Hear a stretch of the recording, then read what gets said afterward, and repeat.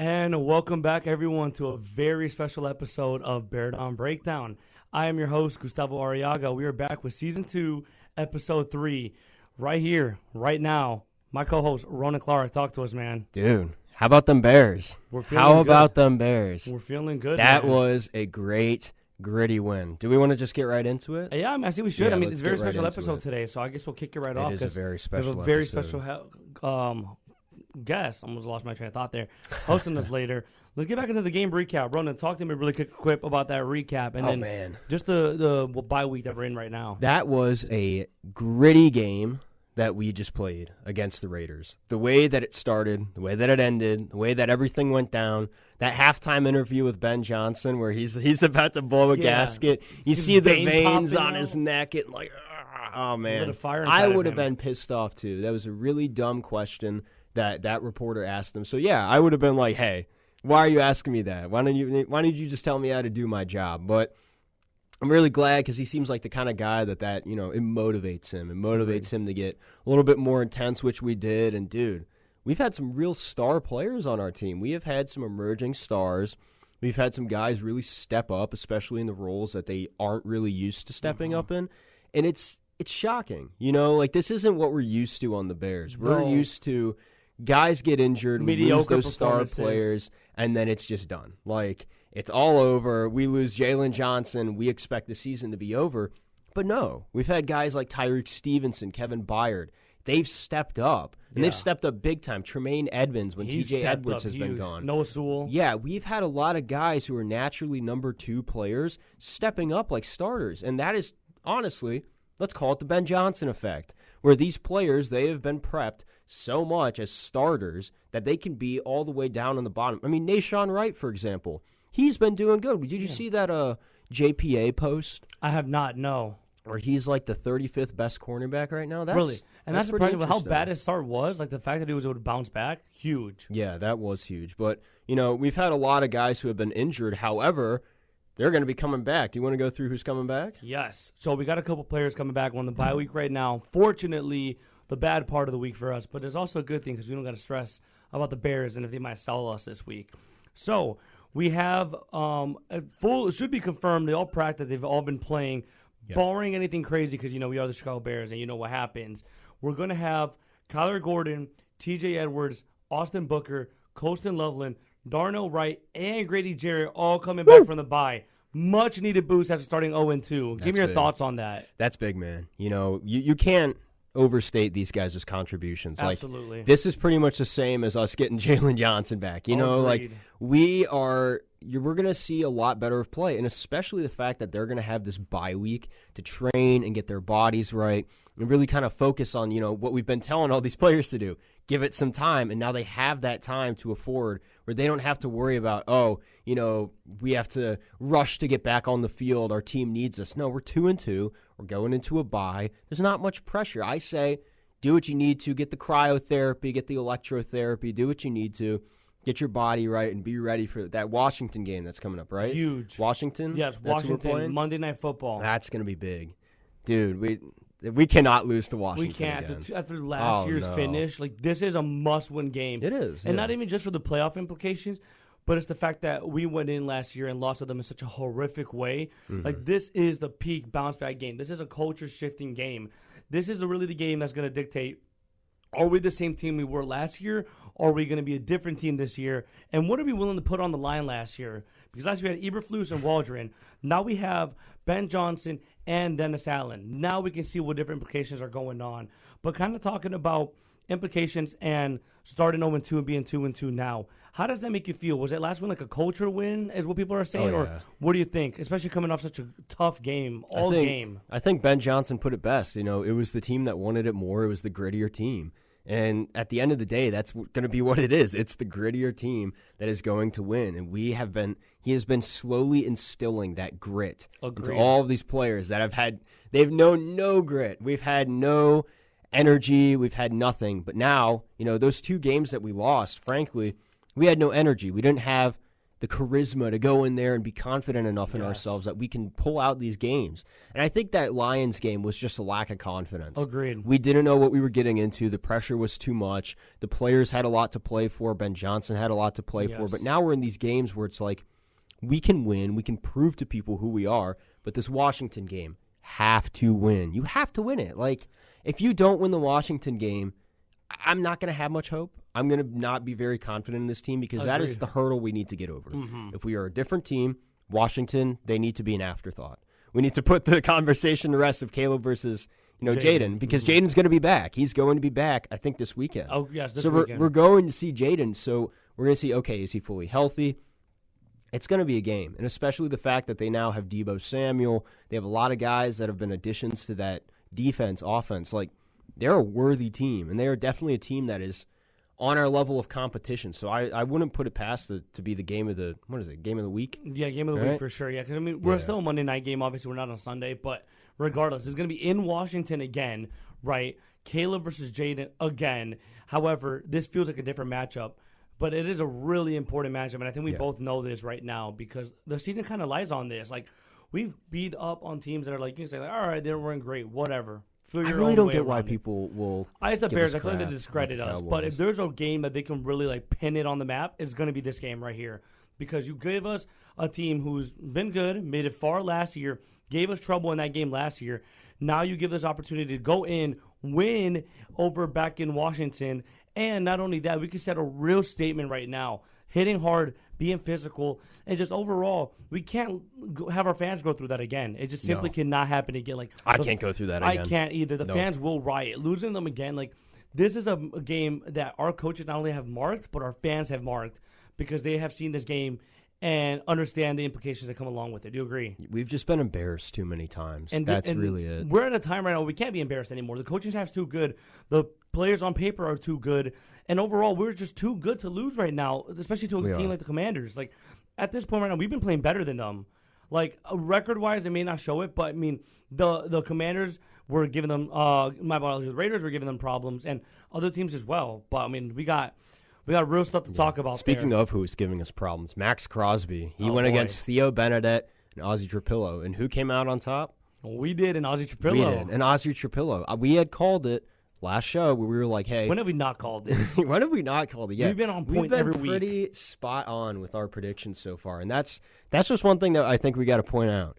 You know, we have been pretty spot on about pretty much everything that has happened Bears-wise. We've called both the Raiders games and the Cowboys games. We said, hey, here's what we got to do, and we've done it. So we said, hey, they're going to experiment with Theo Benedette, and then eventually they're going to realize, hey, he's not as good as the second-round pick. They're going to start Ozzie, and we're going to realize, oh, wait, he's a lot better. So, I mean, it didn't take that long, but I think just at the end of the day, Ozzie was the better man. He was just so much more physical. He had so much more presence in the pocket. Yep. And I like the fact that now we're starting both of them. And Braxton got benched. We're going to talk about that later. Braxton got benched. I honestly want to get Roti's opinion on that later because he was one of the people that reported that. And courtesy of Roti and Justin in Chicago, against Max Crosby, 26 pass attempts, 14 run blocking attempts, 0 sacks, 0 QB hits, and 2 hurries allowed. All courtesy of our boy Nicholas Roti and Justin in Chicago. That's our guy. His first ever regular season snap, and he held up. Like, that's really impressive, and I would hope so. He's 6'8", 330-something pounds against a 6'5" edge rusher. This is what you want out of your highly drafted, highly touted tackles to do. And the step up in the place of Darnell Wright, that was huge. Like, you could tell the momentum shifted and everything shifted after the second half. But how refreshing is it to have a coach that finally makes adjustments after halftime? Please talk to me about that. Like, was that not refreshing? We can finally close. That's the biggest thing. We can finally close these games out. We know what needs to be done to win. And it's like, now we can do it. We have the pieces in place. We have the competency in place. We have everything that we need to win games now. And it's like, wow, when we actually know what we're doing and we have a competent plan in place, okay, here's if we're winning, here's if we're losing, and then this is what we're going to do. It's like, wow, the world opens up so much more when we know what we're doing. You finally have joy as a Bears fan. It's great, and just seeing competence on the field. It's like just a whole nother Joe level. Tooney, for example. Unreal. What is he? No sacks at all? No like sacks no at pressures? All. We'll get into that in a minute here, but yeah, he has 0 penalties, 0 sacks, 4 pressures, and 1 QB hit. That's it. That's it. For a fourth rounder. Yeah, for a fourth rounder, by the way, we traded the same fourth rounder we would have traded last year for Keenan Allen. Keenan Allen, eat your heart out. Yeah, and I like Keenan. Don't get me wrong, but I feel like I would have definitely much rather invested in a lineman like Joe Thuney. And we'll get into him a little bit later with Roti, but that's been fantastic. And speaking of fantastic, Caleb Williams, man, he has a 28-8 touchdown interception ratio through his first 21 starts, which is the absolute best by number 1 QB in NFL history. Out of all the quarterbacks that have drafted number 1 in the past, Caleb has been the best. How crazy is that? Please talk to me about just how efficient he's been, how much hate he's been receiving for how good he's been. It's Chicago tax. We all know about the Chicago tax. Unfortunately. We pay it in our lives and we see it in the media. That Chicago tax, every time you see it, how players get ranked in Madden. Yeah, every time. unbelievable. Our best Jalen's player, not even a 90. Can you believe that? He's not even a 90. It's ridiculous. So, you see it. They tax Chicago players. I don't know if there's some hidden agreement in place where, they're like, hey, we're just going to ding Chicago players because we hate them, or, they haven't won a Super Bowl since 1985. But, it's ridiculous. Caleb is 28-8 touchdown interception Unreal. ratio. He's That's not turning crazy. the ball over. That's better. And let's think about all the number 1 picks here. You got Peyton Manning. Yep. Kyler Murray. Baker Mayfield. We've had so many guys on there. Young. Like Jared Goff, number 1 overall pick. A lot of very good quarterbacks. And they just simply have not held up to the same standards. Stafford, Yeah, there's multiple more out there, and they still have not started as good as Caleb has. He's not turning the ball over.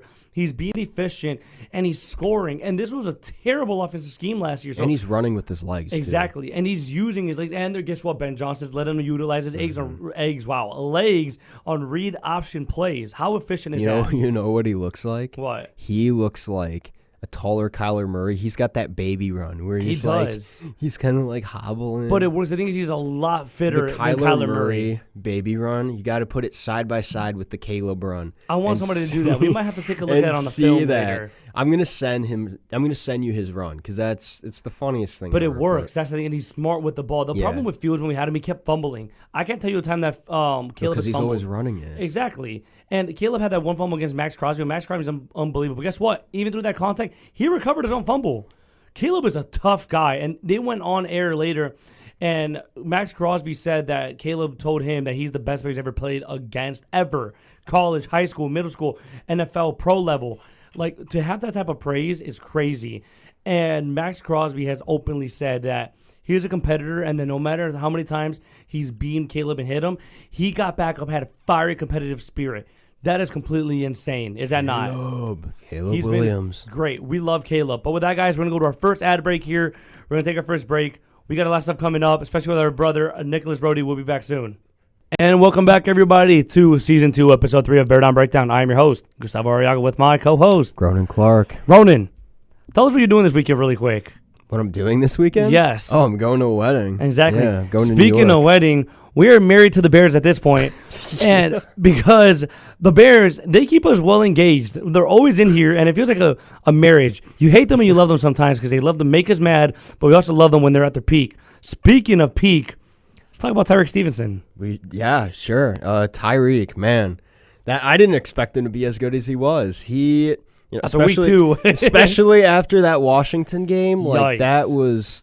That would have killed my confidence too, but he has slowly rebuilt himself into the corner that I knew he could be. We all knew. And prop to Al Harris, our defensive back coach. And just props to the whole team, man.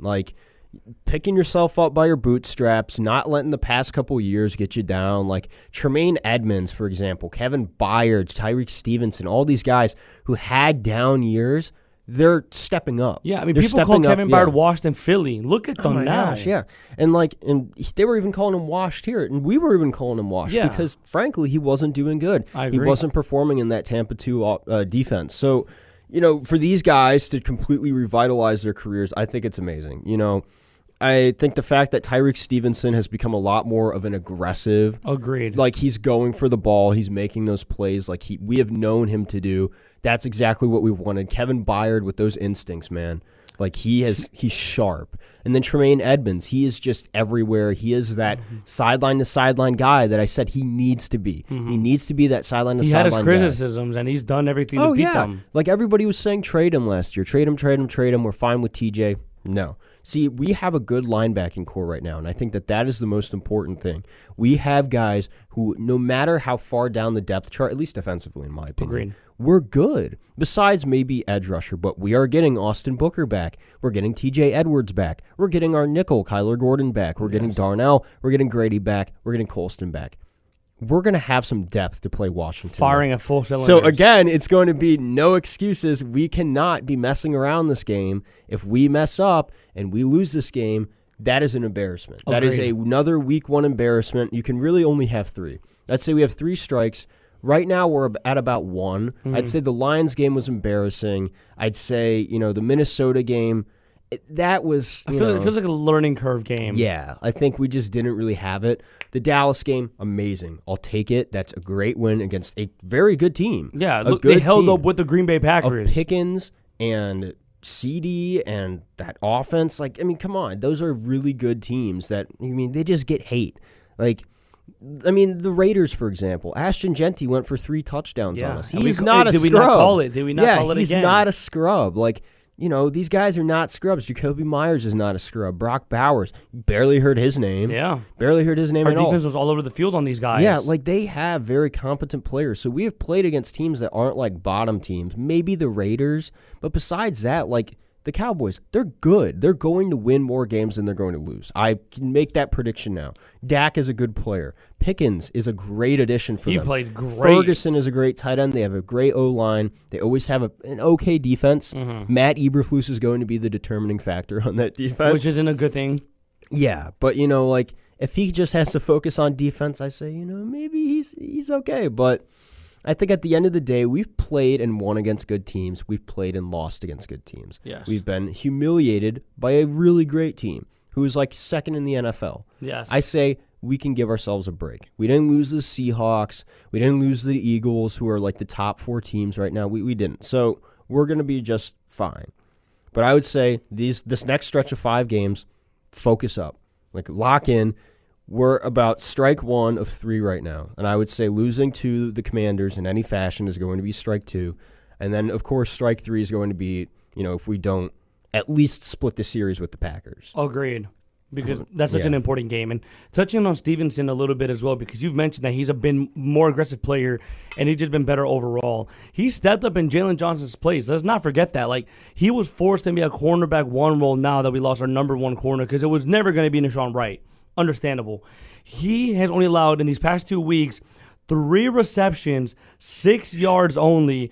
And this was against Pickens as well. Don't forget. Pickens, Myers, Trey Tucker, and any other receivers we played in the past 2 weeks. 1 interception, 3 pass breakups, 4 passes defended, 1 forced fumble, and recovery that he breaks out of Javonte Williams' arms. That is unbelievable. And that's over 2 weeks. The fact that some players reach these stats after 4 weeks, he's in this after 2 strong, good weeks. Is that not crazy? It is crazy. He's brought back the Stevenson that we knew, the rookie Stevenson and the first half of last year's Stevenson before that whole crumble in Washington. But you could tell that the coaching staff has brought him up. Al Harris has coached him up to be the player that he can be. He's a lengthy too, strong corner that can punish a player but also get the ball in his hands. That interception on Geno for the 3rd pick coming out at halftime was unbelievable. It was a well-thrown ball, but Tyreek was just better defense. He jumped that route, and he not only got that pick, but he dove for it, too. Diving. He put his body on he was hurt, too. He was shooken up after that play, if you remember. He was on the ground for 3 minutes. That's not easy to do. You dive and land hard, and they get pummeled by other players on that offensive line that was trying to make the tackle on the Raiders. That is not easy to do. He is willing to do more and work harder than he ever has to do because he has picked himself up. I am unbelievably proud of Tyreek Stevenson. And I never lost faith. I don't think we should have lost faith. I give him a lot of crap, but I never lost any faith. The fact that a lot of our fans lost faith too shows that how pathetic some of our fans are too, because they definitely deserve. Chicago, though. But it deserves criticism though, man. Everybody's flaky. It was never going to be easy. Tyreek Stevenson has been the man. He has been so good.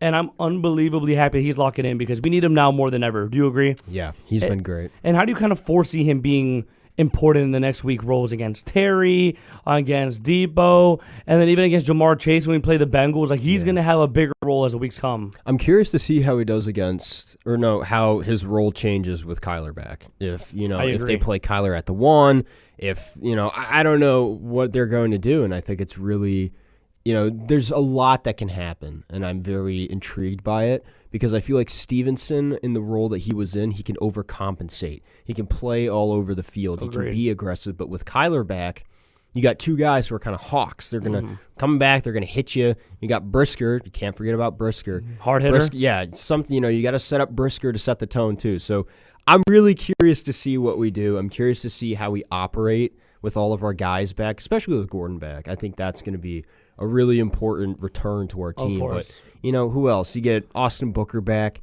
Maybe a rotational guy. TJ's going to be big. He's important. That's May I add something help. really quickly Yeah. as well? The guy who stepped up in the place, Kyler Gordon, Nick McLeod, he deserves some name, some name recognition. If you were calling his name often and you knew who he was, that's not a really good thing because that means he's going to be constantly. But he's been a very good nickel corner, and I think they're going to probably try to use Kyler as more of that gunner role and on blitz packages where you can kind of have Nick McLeod. He's a hybrid safety and cornerback. Have him kind of in that nickel corner spot, but actually some on the outside. He's been beneficial. And the fact that, like you mentioned earlier, these guys who aren't typically playing in these roles are stepping up massively in these roles. And able to have somebody like Austin Booker coming back, alleviate some pressure off of these other guys, but also bringing Kyler and McLeod, switch them out a little bit, especially if Kyler Gordon's going to be on a snap count. This is huge. Yeah. And I want your opinion on how much of, or how possible it is for Kyler to be on a snap count, especially against a team like Washington. I would say don't rush him. Unless he is 100% back, everything is healed. We know for 100% certainty that he's fine. I don't rush it, man. We saw what happened with Jalen. When you rush him, yeah. So, don't rush TJ, don't rush Kyler. Austin, we really don't need to rush them either. That's the thing. We don't need to rush any of them. Don't rush Darnell. We did just Trapilo fine. did his thing. Trapilo worked. Have Trapilo swap in and out with Benedette, maybe. I agree. Or have Trapilo swap in and out with both of them. Just give guys breaks. We now have 3 very competent tackles that can play the tackle position. Agreed. Now, which one that is up to Ben Johnson, but they can play wherever, and that is such a plus for us. That I don't think we really had that. No, we never had. The O-line's been negated all the time. And I think that's I was saying there's some sort of plan with Trapilo, and I think maybe we're going to see him in a rotational role. We're going to bring him. I'm very intrigued by that, but. I don't know. What do you think? Yeah, it should. And you know what's crazy? We've brought it up. Every point we made on last week's show came to fruition. Is that not insane? We talked about the Theo Benedict and Ozzie Trapilo being used later on in the season / in certain situations. It happened. I said it would be the Bears' luck for Genti to have a welcome to the NFL moment and run all over us. It happened. Did it not? I called it. He had a freaking hat trick on us, right? And everything we've mentioned has occurred. We also said defense would be important. Gino's not that great of a quarterback and make it happen. Exactly that happened. And then we also said Caleb might have a rocky game because of Max Crosby. We're losing Darnell Wright. It happened, but they acclimated, they made adjustments, and they did what they had to do, right?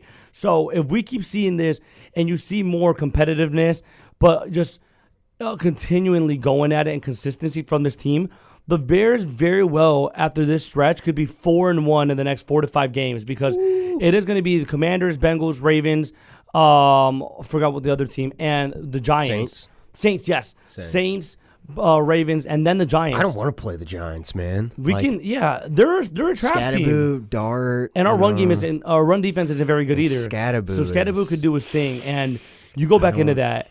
That might be a trap game for us. And the Giants have always had our number for some odd reason, too. Yeah, it's weird. Remember in 2018, we had Chase Daniels, he just could not beat them. And then they came in. Well, it's Chase Daniels. But even then, we were a way better team that year. They had to wash up Eli Manning. Then, a year after, we lost to them again. And remember with Daniel Jones, with Justin Fields in 21, we went into New York, lost again. They weirdly have had our number. They've been an interesting trap team. Daniel Jones' resurgence in Indiana Jones. But I think we should go 5-0/4-1 in that stretch because we're a good team, especially with how we're looking right now. I like it, man. We're doing good. But with that, guys, we're going to go to our last and final break and go ahead and get our boy Nic Roti in soon. And then once we get him figured in, we got a lot of important stuff coming in because he is the man. Ain't that right? He is, yeah. We'll be right back, guys. This is Bear Down Breakdown. And we're back with Bear Down Breakdown, Season 2, Episode 3. Ronan, can you introduce something on the other line for us? Yeah, so for the second time on this program, we are having our good friend, Mr. Nic Roti of Just Another Year, Chicago. How are you feeling, Mr. Nick? What is up, guys? Riding the high of not only the Bears on a 2-game win streak, but our Cubs advancing in the wild card for the next round, man. It's exciting to be a Chicago sports fan. Hey, how about that, man? You were at the games. I saw you were at like 2 of the 3. I'm pretty sure it was right? all 3. All 3? No, I was only at 2, and I'm undefeated at Wrigley this year, so Yes, I feel like I have to keep going every single week, and I already bought my Game 3 ticket. Oh, wow. This guy. He's all over it. Hey, you've been the good luck charm. You've been to every single game we've won, man, so maybe it means something. I'm trying. I hope so. Also gives me an excuse to drink beer and have hot dogs. Yeah, we might have to send you over to Milwaukee to help us out. Well, if someone pays for it, I'll go. We'll make some calls for the station. We got to send you out there because we can't afford another loss, especially to the Brewers. We got to embezzle some funds from the RDSE bank account. And We're going to get in big trouble just for you, Roti. But let's get back into it, man. We're happy to have you again. How you feeling? Feeling good, man. Feeling alive, feeling well. I mean, we'd be having a much different mood if we were 1-3 at the moment, but we are 2-2, 2-game winning streak. Offense is clicking most of the time. They're doing it when it matters, but, man, that defensive secondary is really starting to make me feel good, especially because we don't even have 2 of our top guys back. Exactly. We were just talking about that Tyreek Stevens has been on fire. But speaking of secondary, Kevin Byard has been on it. He's been great. He's been a strong veteran presence, reading coverages, making tackles, and also getting 2 interceptions in that Raiders game. He is on a contract year. Should we give him another contract, or what are your opinions on that? You know, he is plus 30, so that does hurt the value a little bit. But that being said, you know, the Bears definitely owe him. They have severely underpaid him for what he's provided to this team. 2-year, $15 million contract signed last year. Only $7.5 million this year. 3 interceptions 3 quarters in a row. 4th quarter against Dallas, 1st and 2nd against Las Vegas. And they were at crucial moments, game momentum shifting moments. I think that the Bears should give him a 1-year extension. That being said, wait till the season's over, because looking at T.J. Edwards and Kyler Gordon, extending them before even touching the field obviously hasn't been a good bang for a buck yet, and I would rather play it safe than sorry. But I think Kevin Byard should be back for sure. Now, speaking of recently extended people, Cole Kmet, he has been subpar, and honestly, he was pretty horrible last game. You know, he had constant false start penalties when we were driving down the field, and, you know, despite the win, he pushed us out of major field positions, and he's dropping passes, he's missing blocking assignments. You know, do you think maybe it's time to trade him? Do you think that maybe we demote him and let Loveland take the role? What are you feeling about Cole Kmet right now? You know, Kmet's had good plays. We can't take away from the fact that he is a talented athlete and guys get streaky. I mean, I'm happy his bad streak is happening now. But that being said, it is slightly concerning with the amount of drops he had against Vegas. I believe there was a drop or 2 against Dallas, if I'm recalling correctly.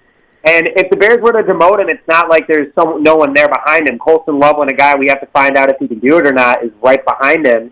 And if Kmet continues this bad streak, then that's when things come into play. That being said, I think he's going to bounce back. I think he needed a good couple weeks off.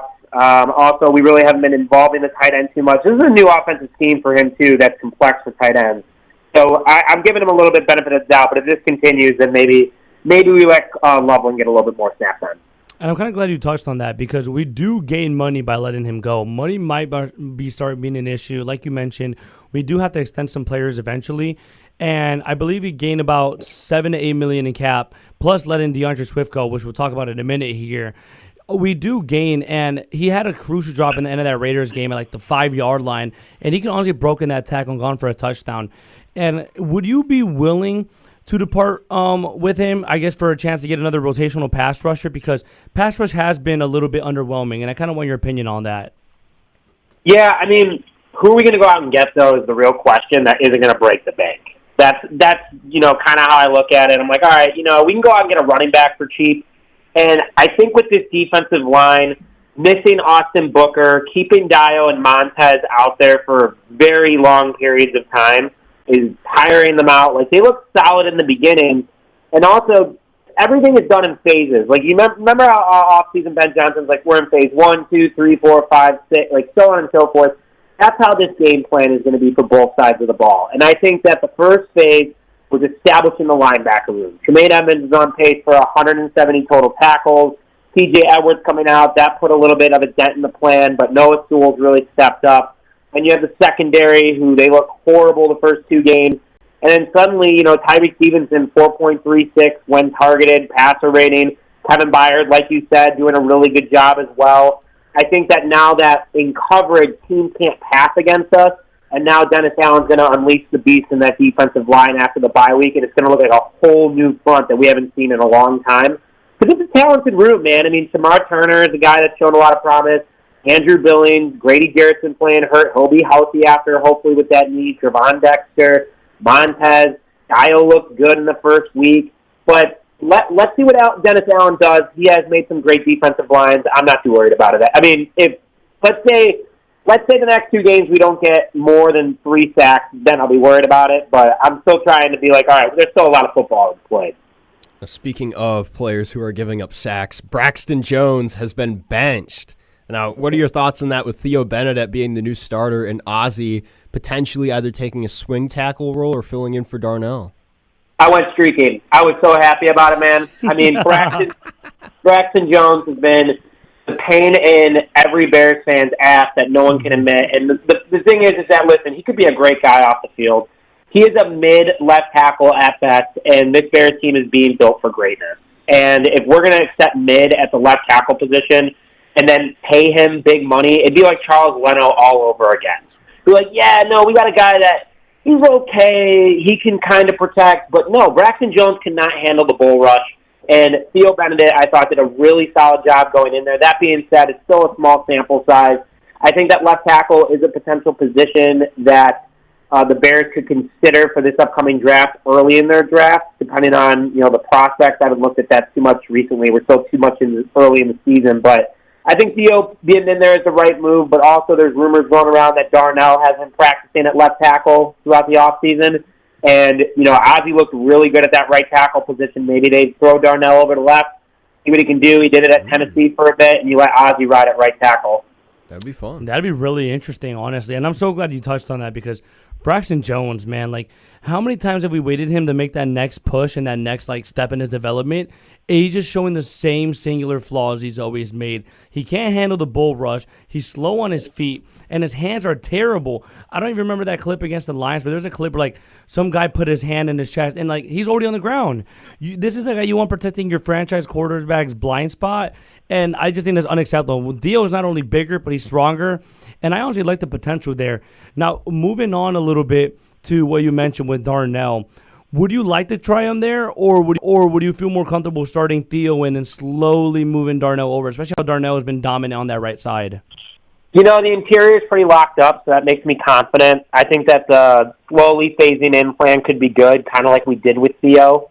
That being said, let's see what the kid can do against Washington. Everyone's going to be healthy, hopefully. He'll have help from Joe Thuney as well. He's done a good job filling in quickly, but the Bears have also played around with this offensive line so many times already. I wouldn't be shocked even if there is success, they're just going to be like, hey, let's kind of try it out and see what works best. You could see Ozzie back there at left tackle potentially, too. I mean, the guy moves great for a guy at 6'8", 320. And, going back to Braxton Jones real quick, he is built like a left tackle. He's big, 6'5", 320 pounds. He has the upper body. It's his lower body that's the issue, that he's just not strong there. And that's where all the power comes from in alignment. So you're going to see some changes here. Don't be shocked also if Braxton Jones maybe gets some more playing time this year, but probably during garbage time. Now, speaking of guys who have been absolute game changers, Joe Thuney has been everything as advertised. His impact, he's been so good to the success of this offensive line. He has had, in 258 snaps, no penalties, no sacks, 1 QB hit, and 4 pressures allowed. That's crazy.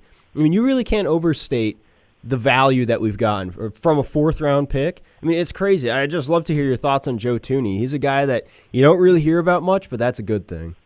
Man, it sounds like a tweet that I put out a couple days ago. I'm just kidding. No, Joe Thuney, man, everything in a bag of chips. We're getting him for not even top offensive guard money in the NFL. This guy's a multiple time Super Bowl champion. He's protected Patrick Mahomes and Tom Brady, who he's getting knowledge from them. He's giving them knowledge. And if he can make those two guys great, he can do a lot with Caleb Williams. And the fact that we got him locked up for the next couple of years, This is definitely his last contract in the NFL, but Bears got a good one. He'll help develop, guys like Newman, guys like Ozzie, even Karan Amagaji. Like, there's a lot of opportunity when a guy on the line is like that, and he has the knowledge. Age isn't on his side, but at least the Bears get him, and he's definitely showing out and making sure it's known that Caleb got protection from the interior left side, which was a huge problem last year for Kevin Jenkins and whoever else was out there. Yeah, I love Joe Thuney. When we got him, I was ecstatic. And not only that, there was another stat I saw. Like, he's already the longest tenured in the NFL on this entire O-line. Like, we really do not have veterans on this O-line. And not only do we have veteran presence on this O-line with Thuney, we have a Super Bowl winning presence. He helps Caleb so much. Like, he can still mentor him. He's been behind elite quarterbacks. And the fact that he's able to provide that wisdom, but also help out the young guys, is so important. And talking about important and being good, let's talk about Tremaine Edmonds. He's top 4 in interceptions among linebackers, a top 10 in tackles.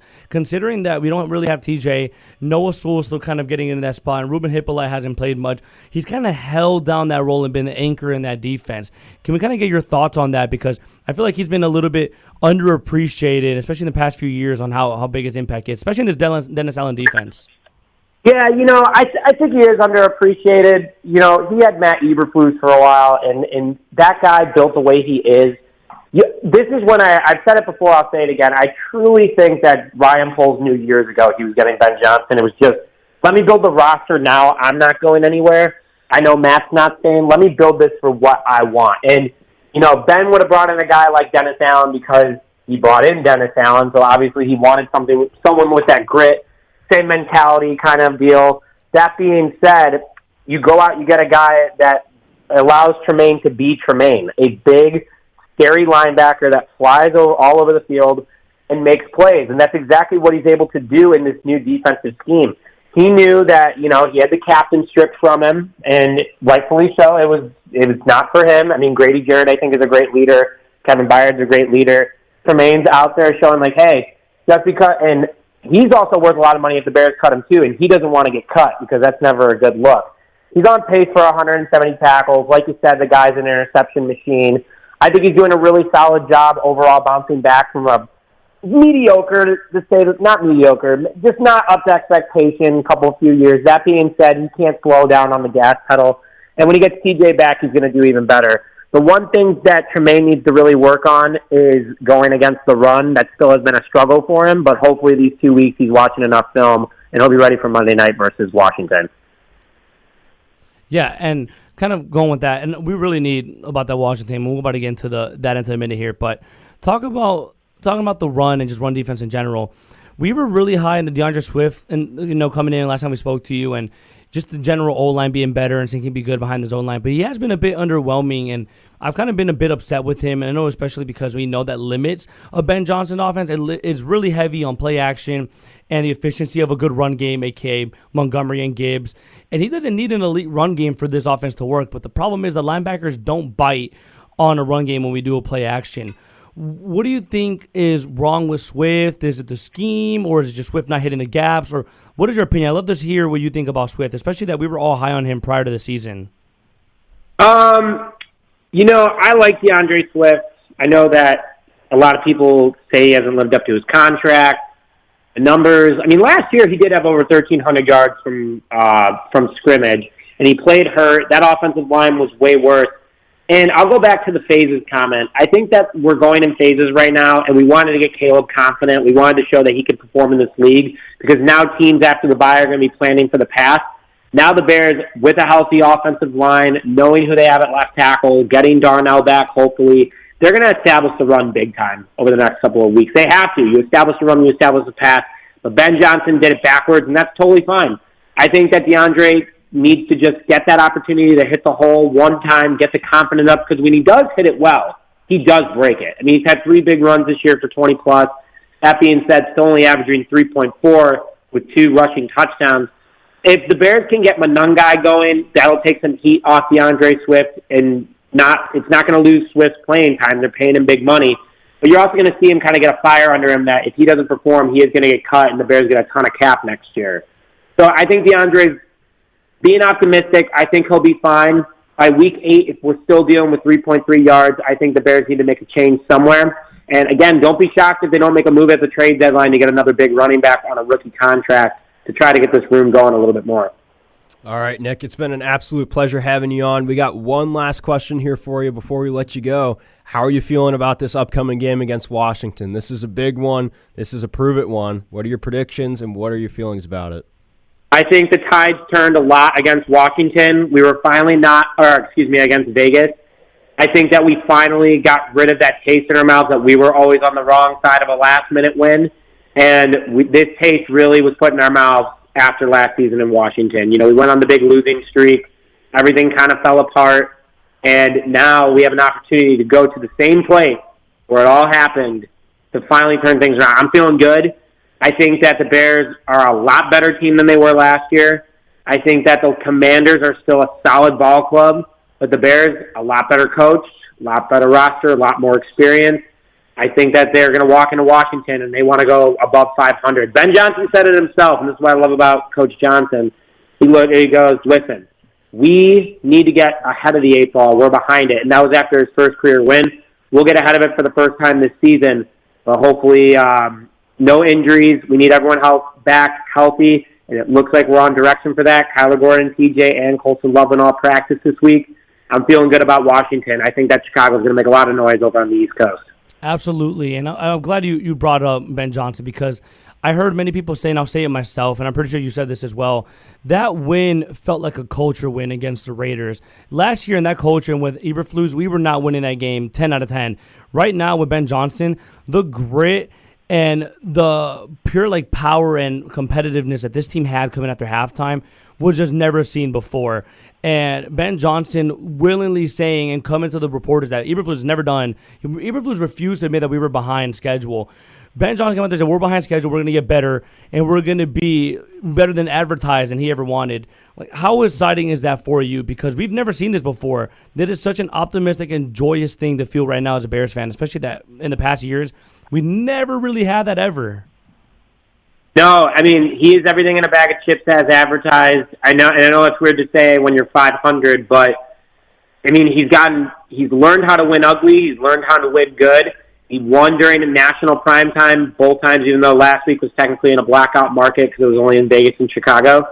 But I mean, he did it against Pete Carroll, and Pete Carroll's a very respected head coach, Super Bowl champion, and he's brought that mentality that this Bears team has been missing, arguably, in ways since Lovey and Mike Ditka. The grit, the toughness, but also the attention to detail, the Bears' way of winning, and also bringing new ways of Chicago Bears football. We're not used to a guy like Caleb Williams leading the league in touchdowns after a few weeks at one point. We're not used to the defense bouncing back like they did. We're not used to young guys getting it going like Roma Dunze. This team is just so much different. It all starts up top at coaching. You coach like you play, or you play as your coach, you practice as you play, you name it, whatever saying you want to say. This Ben Johnson guy, man, I love everything about him. I think that he was a great signing. You pay for the best. 7th highest paid coach in the NFL right now at $13.5 million. He's worth every dollar. And we're still only 4 games in, man. We got a lot of football left. And even if we go 8-9 or 9-8, that's a huge win when you only had 5 wins a year before, and you're showing a lot of growth with a young core that you have right now. Absolutely. And when you have somebody that believes in your team like Ben Johnson, we also got to talk about the coaching staff. Antoine Randall L. has been unbelievable developing Roma Dunze. He's been wide receiver 1 in my opinion. I love DJ and he's still great, but Roma's just been finding ways to get open, box out his player. He has been so good, and it's getting to be recognized. He has scored, and you brought this up in one of your videos, for the first time, I believe, Walter Payton, correct me if I'm wrong, to score a touchdown in every single game he's been in.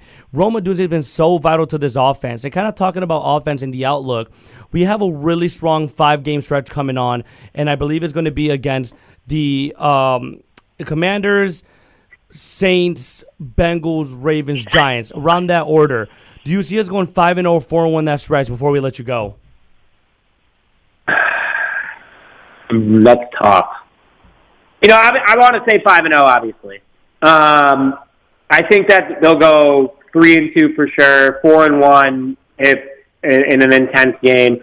You got a mad Baltimore team that wants to win some ball games, but I'm not really worried about anybody in front of us right now. Everyone has shown their struggles. and I got the Bears minimum 3-2, obviously max 5-0. But don't be shocked if they're 4-1 after the next 5 games. Absolutely want to hear.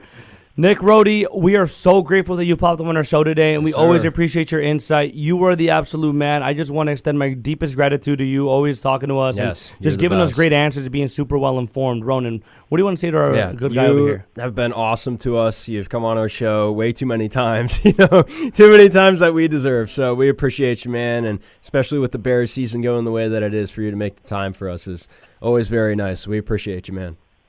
Guys, of course, love it. Keep doing what you're doing. Love the energy. I always have a great time coming on, and hopefully next time we talk, we'll be well above 500. Yes, sir. Hopefully we'll be in a playoff race at that point. That's what I'm saying, man. I'm excited for it. That's what we want to do. Nic Roti, guys, he is the man. Please follow him. Just another year Chicago. Show support, show love. We appreciate you, man. You have a good rest of your night. Yeah, enjoy your Friday. Thanks, guys. You too. Have a good weekend. Talk to you later. Bear down.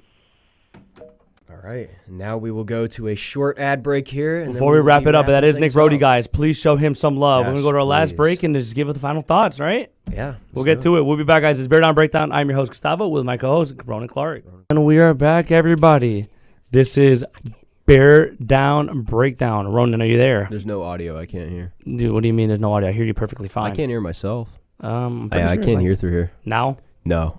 I'm pretty sure we can hear him, right? Oh, my thing disconnected. Oh, that's wonderful. What? That is wonderful. And he was quick to blame me. Unbelievable, because we can hear you. We can hear you nice and well. There we go. Okay. Yeah.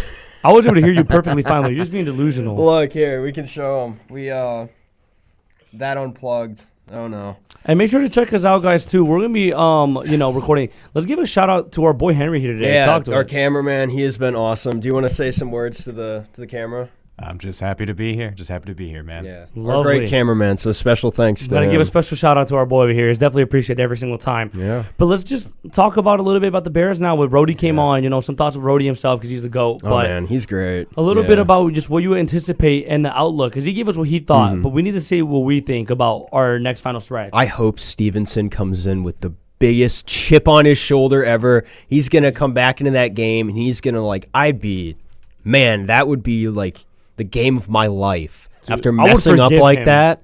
Oh, my gosh. I pray he has a great game. I pray he has the game-winning interception to seal it all, redeems himself. Man, I'd cry. I'd cry for the kid. That would be too. And it would just be awesome. It'd be such a good feel-good moment because he deserves that, man. On Noah Brown, too. Yes. Smacks Noah Brown. Funny. Commander fans have turned on Noah Brown. Really? He's been dropping passes and been not a non-factor. He has not been healthy. Only passes he can catch are the ones against matter, us, unfortunately, which is such a Bears thing to happen. But that's the thing. He needs to do it. And I love Tyreek Stevenson, man. If he can make it happen, he's got clowned on social media, ripped apart by his own Chicago Bears fans. I wouldn't have gone on social media for the rest of my life. And he was getting ripped and ripped and ripped. And it's the fact that he's able to come back here and build himself up from nothing, from scratch. Yeah. If he goes out there and has himself another legacy game, he deserves all the flowers in the world, man.